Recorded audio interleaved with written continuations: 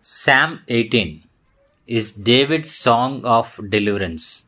After years of running from Saul and his enemies, for nearly 10 years, David lived in caves, wilderness, and danger. Finally, God delivered him, and David responded with worship, witness, and waiting. Deliverance is the key theme in Psalm 18. When we call on the Lord, He delivers. In Psalm 18:6 we can see, "In my distress I called to the Lord, and He heard my voice." In Psalm 18 we can divide this psalm in three parts: worship, witness, wait. When God delivered David from Saul and his enemies, David responded to God after he is delivered in worship, in witness, and wait. He worshipped the Lord with all his heart, and he witnessed about God, and he waited upon the Lord for his timing.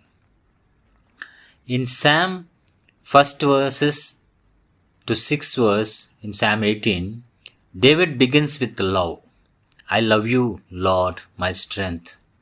He calls God his rock, fortress, deliverer, shield, stronghold. Worship is not based on circumstances, just not with lips, but on God's character. In action, even in distress, David cried out to God. In verse 6, we can see. The lesson we can learn from here is worship is not just singing songs. It's trusting the Lord, loving God in the middle of challenges. John 4:23, true worshippers worship in spirit and truth. And the second point we can see, like in this psalm, witness. The first is worship.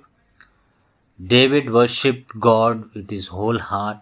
And in the second part of the psalm, we can see he witnessed about God. David describes God's almighty intervention, how he shook the earth to deliver David. In verse 7 onwards, we can see he came like smoke and fire, darkness, thunder, lightning. This is not exaggeration, it's poetic witness. My God came down for me. David witnesses about God that he prayed to God and God delivered him